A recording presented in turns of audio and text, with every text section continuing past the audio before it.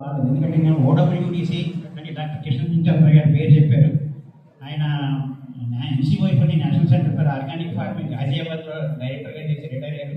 అందులో ఉండగానే ఆయన ఈ ఓడబ్ల్యూడిసి అనే ఒక పదార్థం తయారు చేశారు. అది అనేక రకాలు ఉంటాయి.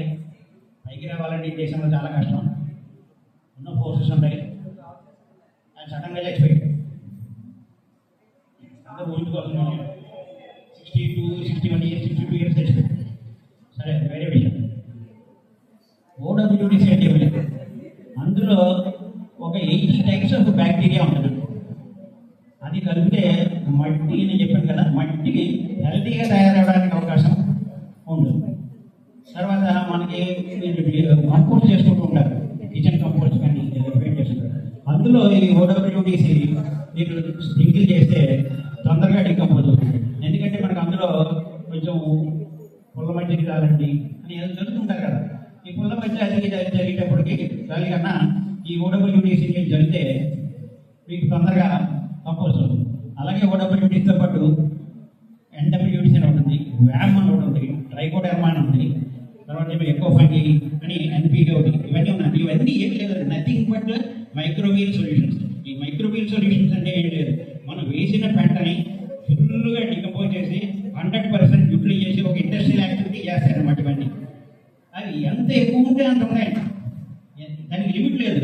అంటే నేను ఎక్కువ వేసేసామంటే అది మళ్ళీ అది తినేసేసి అవుతాను. నేను జీవితం కూడా చాలా తక్కువ, fraction of minute fraction of ఉంటుంది. అంటే దాని జవాబు బాగుంది. చచ్చిపోతాయి అందులో. చచ్చిపోయిన వాడు ఏం చేస్తాడంటే బతుకున్న చచ్చిపోయిన వాటిని తింటాయి, చచ్చిపోయిన వాటిని మళ్ళీ దేహం పెంచుకుంటాయి. సో అది దానికి ఎండ లేదు, అన్నింటికి ప్రాసెస్ అన్నమాట. సో మనం మైక్రోబియల్ యాక్టివిటీ జీవనీయాలు వేసి మనం పెంచుకుంటే మన మొక్కలు అంత బాగా ఉంటాయి అన్నమాట. ఈ ఏంటంటే మల్టిపుల్ ఎలా చేసుకుంటారు ఇది అంటే చెప్పప్పుడు మీకు ఒక మెసేజ్ రూపంలో పెడితే మీ అందరికీ కొంచెం సులువుగా ఉంటుందని నేను భావిస్తున్నాను. అది నేను మెసేజ్ రూపంలో పెడతాను, గార్డెన్ బుక్లో నేను పెడతాను. అదంటే చెప్పి అనుకోండి, మీరు ఒక మళ్ళీ ఒక చేసినా కూడా మీకు అంత ఉండదని కాదు, విశాల తెలియదు నాకన్నా. అది కాదు, ఏంటంటే మర్చిపోయే అవకాశం ఉంటుంది, మళ్ళీ రిఫర్ చేసుకోవడానికి అవకాశం ఉంటుంది. నేను ఇప్పుడు దాకా 1000 మెసేజ్లు పెట్టాను, అన్ని ప్రతిదీ ఉంటుంది అందులో. అంటే ఒకటి చెప్పాను అనుకోండి, ఒక గార్డెనర్ ఉన్నారు అంటే ఏమనుకోవద్దు, గార్డెనర్ మల్టిప్లై చేసుకోమన్నాను.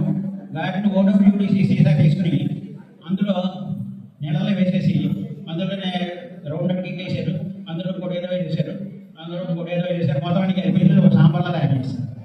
అది ఏమవుతుందంటే మనకి అందులో తిని కూడా ఎవడో లేడు, ముందే ఎవడో అసలు ఏం తింటాడని కూరగాయలన్నీ కలిపేసి తీసుకు వడ్డించాం ఒక టేబుల్ మీద ఉడికించుకున్నారు. సో కొన్ని పొరపాటు జరుగుతుందండి, ఎవరు నిందించలేదు. అంటే కొంచెం అవగాహన పెంచుకుని జాగ్రత్తగా చేసుకుంటే, ఇందులో పెద్ద రాకెట్ సైన్స్ ఏమి కాదు ఇది. మీరు జాగ్రత్తగా చేసుకుంటే ఇవన్నీ మంచి, అంటే మనకి మినిమం ఎఫర్ట్స్ తోటి మ్యాక్సిమం రిజల్ట్ మనకి రావాలండి. ఎందుకంటే ఇదంతా ఫిజికల్ పని అనమాట. నేను 15 సంవత్సరాలు చేస్తున్నాను, ఇప్పుడు కొంచెం మంచి లాగుతున్నాను. తప్పదు. అదే మనం ఏం చేయాలంటే ఎఫర్ట్ తగ్గించుకొని కొంచెం స్మార్ట్గా అనమాట, అన్నింటిలో కల మన స్మార్ట్ ఫోన్లో స్మార్ట్గా వర్క్ చేస్తుంటే మంచి దిగుబడి వస్తుంది. ఇంకో విషయం ఏంటంటే మట్టిని కొంతమంది ఎండబెడుతుంటారు. మట్టి ఎప్పుడు ఎండబెట్టకూడదు. మట్టిలో ఎండబెట్టే అంత చెడు సూక్ష్మజీవులు పోతాయి. చెడు సూక్ష్మజీవులు ఎంత పర్సెంటేజ్ ఉండవండి, మంచి సూక్ష్మజీవులు 90% ఉంటాయి. అన్నీ చచ్చిపోతాయి, అంతే. మట్టిని ఎప్పుడు సాల్వరైజేషన్ ఇది అయితే ఎప్పుడు పెట్టకూడదు. అది న్యాచురల్ ఫార్మింగ్ కూడా ఎడ్యుకేషన్ ప్రిన్సిపల్ అన్నమాట. మట్టిని ఎప్పుడు ఆచారం చేసి ఏదైనా ఎండాకులు మంచిగా దాన్ని ఎండాకులు కానీ ఎడ్డి కానీ కవర్లో అయినా సరే ఏదైనా సరే కక్కువ ఉంచండి. ఎందుకు అందులో చెడు బ్యాక్టీరియా చచ్చిపోవాల్సిన అవసరం వచ్చింది? చెడు బ్యాక్టీరియా ఫర్ ఎగ్జాంపుల్ 10 ఉన్నాయనుకోండి, 100లో 10 చెడు బ్యాక్టీరియా ఉంది, 90 మంచి బ్యాక్టీరియా ఉంది. ఏది బలమైందండి? ఈ 90 వెళ్ళి దాన్ని చంపవండి. బ్యాక్టీరియాలు చచ్చిపోయేవి, చనిపోయేవి, చంపబడేవి ఉండవు. ఇవేం చేస్తారు, మనం ఏదైనా గుడ్డించామనుకోండి, 10 గ్రాములు, 10 గ్రాములను 9 గ్రాములు 90 తినేస్తాయి. ఈ 10కి 1 గ్రాము కూడా ఉండదు. ఒక పీరియడ్, ఒక వారం రోజులు ఏమిటి వాడి కిడ్నీలు చచ్చిపోతుంది. So that is starving for killing the bacteria అంటారనమాట. అంటే మీరు మట్టిని ఎప్పుడు ఆచ్ఛాదనం చేసేట్టు పెట్టండి. ఆచ్ఛాదనం చేసే అడ్వాంటేజ్ ఏంటంటే మనకి భూమిలో కూడా మట్టిలో కూడా తేమ ఎక్కువ నిల్వ ఉండాలన్నమాట. ఒక మనకి ఏంటంటే మట్టిలో ఇప్పుడు 15 సెంటీమీటర్స్ ఎరువు లోతు దాటి వెళ్ళాలి. 15 సెంటీమీటర్స్ మ్యాక్సిమం అంటే 6.5 ఇంచెస్ అనమాట. That is called root zone అంటారు. ఆ రూట్ జోన్ దాటి ఏ మొక్క మీకు ఎదగలదు. 10 అడుగులు వెళ్ళిపోతుందండి, 15 అడుగులు వెళ్ళిపోతుందండి, 15 అడుగులు కవర్ పెడదామని అక్కర్లేదు, ఉండదండి. అంచేత ఆ రూట్ జోన్ మనం హెల్తీగా చూసుకుంటే చాలు.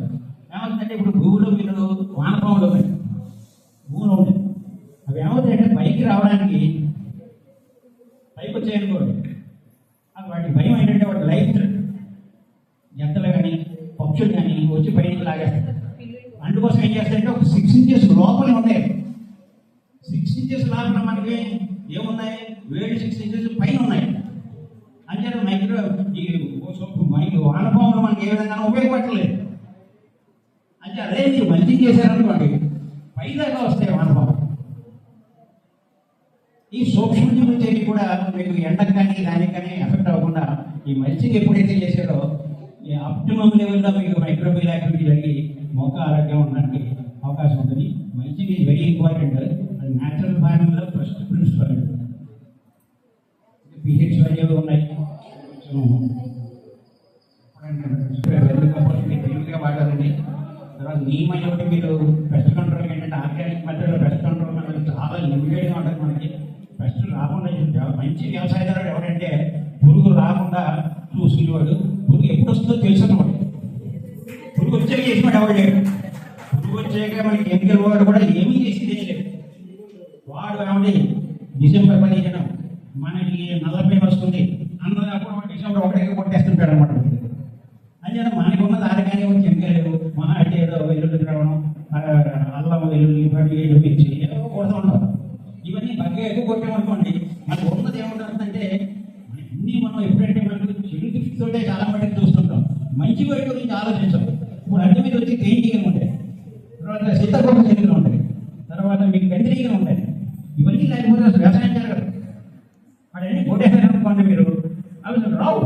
అవి రాకపోతే పాలినేషన్ అవుతే మీకు ప్రాపర్ ఈల్డ్ రాదు. సో ఇదంతా మనకి బయోడైవర్సిటీ అన్నది చాలా ముఖ్యం అనమాట. అన్నిటినీ మనం సంరక్షించుకోవాలి. ఆ దృష్టితో మనం ఏంటంటే వేప నూనె మీరు మరి కొడితే రామాట. వేప నూనె వాటికి ఫ్రెండ్లీ అనమాట.